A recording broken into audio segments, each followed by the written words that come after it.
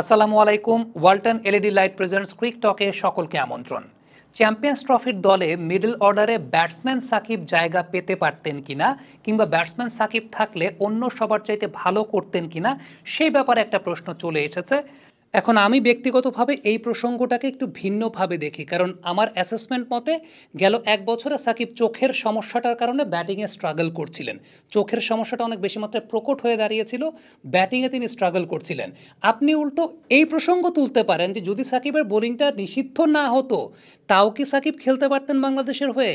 তাও তো আমার মনে হয় না খেলতে পারতেন, কারণ পুরো ব্যাপারটা পলিটিক্যাল একটা ইস্যু হয়ে দাঁড়িয়েছিল এবং এখানে বাংলাদেশের গভর্নমেন্টের ব্যাপার। সো আলটিমেটলি আমার কাছে মনে হচ্ছে সাকিব যদি বল হাতেও তার কোনো অ্যাকশনের সমস্যা না থাকতো, তাও হয়তো বা তিনি খেলতে পারতেন না।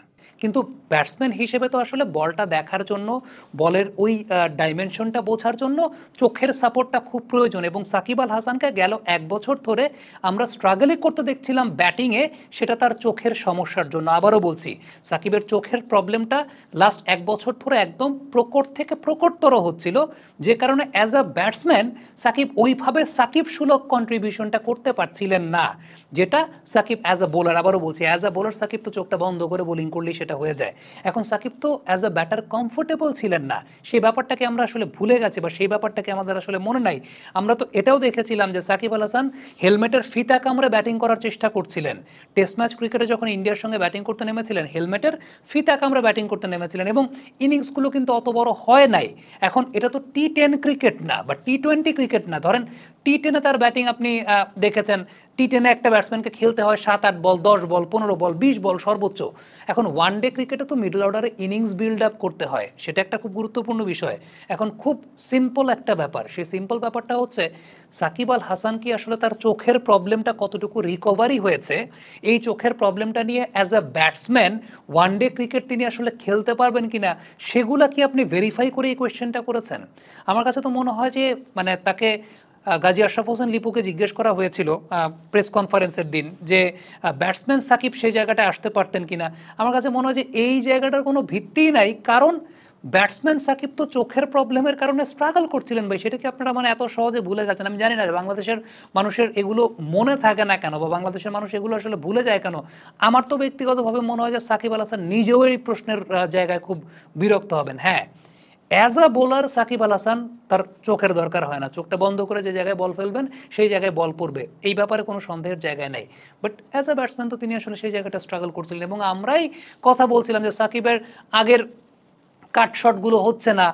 বিভিন্ন ভিডিও আছে না যে সাকিবের চোখের সমস্যার আগে 19 বিশ্বকাপে যখন তিনি কাট শট খেলতেন, তার সাথে কম্পেয়ার করা, এখন যখন কাট শট খেলতে গিয়ে তিনি স্ট্রাগল করছেন, ড্রাইভ করতে গিয়ে স্ট্রাগল করছেন, এগুলো আছে না, এগুলো তো ভিডিও তো আছে। এখন আরেকটা প্রশ্নের জায়গা আছে, সেটা হচ্ছে মিডল অর্ডারে মানে সাকিব আল হাসানকে শুধু ব্যাটসম্যান হিসেবে আপনি খেলাবেন কোন জায়গাটাতে? মুশফিকুর রহিম তো উইকেট কিপার, মুশফিকুর রহিম তো উইকেট কিপার, সাকিব আল হাসানকে দিয়ে তো আপনি উইকেট কিপিং করাবেন না, এটা যেমন একটা বিষয়। দ্বিতীয়ত মাহমুদুল্লাহ রিয়াদ তো আসলে ফর্মে ছিলেন, Mahmudullah Riyad was in form. আপনি তাওহিদ হৃদয়, তাকে এখন মানে এখন আলটিমেটলি সেটা করতে হতো কি, তাওহিদ হৃদয়কে স্কোয়াড থেকে বের করে সাকিব আল হাসানকে ঢুকাতে হতো, কারণ তাওহিদ হৃদয় একমাত্র মিডল অর্ডার ফর্মে ছিলেন না। তিনি ফর্মে এসেছেন, 100 রান করেছেন খুব ইয়ের সঙ্গে ম্যাচটাতে, প্রথম ম্যাচটাতে ইন্ডিয়ার সঙ্গে। বাট তার আগে তাওহিদ হৃদয় ওয়ান ডে ক্রিকেটে আসলে খুব একটা টাচে ছিলেন না, জাকের আলী অনেক টাচেই ছিলেন। মেহেদী হাসান মিরাজকে তো আপনার ওই বোলিং সার্ভিসের জন্য লাগে, ব্যাট হাতে মেহেদী হাসান মিরাজ খুব বেশি প্রমিনেন্ট নাও হতে পারেন, বাট আপনার 50 ওভারের কোটা তো পূর্ণ করতে হবে, মেহেদী হাসান মিরাজকে সেই জায়গাটায় আলটিমেটলি লাগে। এখন সৌম্য সরকার যেভাবে ওয়ান ডে ক্রিকেটে পারফর্ম করে এসেছেন, সৌম্য সরকার যেভাবে মানে ওয়ান ডে ক্রিকেটে তার যে ধারাবাহিকতার জায়গা ছিল, এমনকি সৌম্য সরকারকে বাদ দিয়ে সাকিব আল হাসানকে ঢুকবেন, সাকিবকে ওপেন করবেন, সৌম্য তো ওপেনার।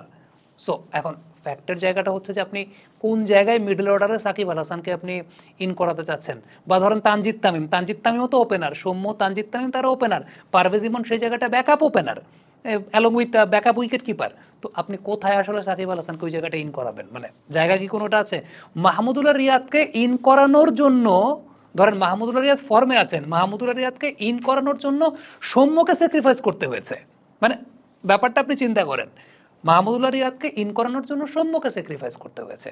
আর হ্যাঁ, একটা কথা আপনি বলতে পারেন যে সিলেক্টররা বেস্ট 11-এ খেলাবে এরকম উইকেট কিপিংয়ের বিকল্প অপশন রাখে নাই। জাকের আলী অনেককে হয়তো বা বেস্ট ইলেভেনে তারা খেলাতে চান না টিম ম্যানেজমেন্ট, কারণটা হচ্ছে 50 ওভার্সের ক্রিকেটে জাকের আলী অনেক আসলে অ্যাজ আ উইকেট কিপার কতটুকু প্রমিনেন্ট হবে। ইন্ডিয়া যে কারণে ঋষভ পান্টের জায়গায় লোকেশ রাহুলকে প্রেফার করে আগে খেলাতে, কারণ উইকেট কিপিং 50 ওভারের ক্রিকেট একটা খুব গুরুত্বপূর্ণ বিষয়ের জায়গা। ঋষভ পান্টের ফিটনেস ইস্যু রয়েছে, অনেকগুলো ব্যাপার রয়েছে। সো মানে আলটিমেটলি খালি তো একটা কথা, একটা হুজুগ একটা কথা বলে দিলে পরে তো হয় না। মানে যখন যে থাকে না তখন সেই সব কিছু করে ফেলতো।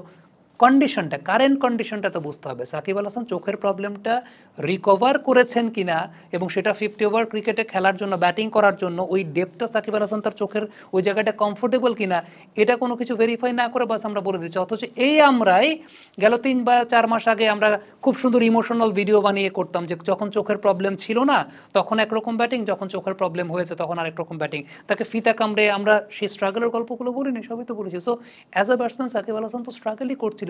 হ্যাঁ, যদি বোলিংটা থাকতো, বোলিংটা যদি সেই জায়গাটায় আলটিমেটলি তার অবৈধ না হতো, এনি ডে সাকিবের ওই ছোট্ট যতটুকু ব্যাটিং করতেন, মানে অলরাউন্ডার হিসেবে যদি খেলতেন, ছোট্ট যতটুকু ব্যাটিং করতেন, যদি মানে 20ও করতেন, সেটা অনেক হ্যান্ডি কন্ট্রিবিউশন। কারণ ওই 20-এর বাকি যে 30 রান, ওই 30 রান সাকিব বোলিং করে বুঝিয়ে দিতেন। সো ফ্যাক্টের জায়গাটা তো হচ্ছে ওই জায়গাটায় যে আপনি তো মানে হুটহাট যে কোনো একটা মন্তব্য করলেই তো আসলে অনেক কিছু হয়ে যায়। কিন্তু সব কিছু বলতে গেলে তো আসলে যুক্তির প্রসঙ্গটা আসলে খুব গুরুত্বপূর্ণ, যুক্তি দিয়ে সেই জিনিসটা বলতে হবে। Thank you very much. Comment বক্সে মন্তব্য মতামত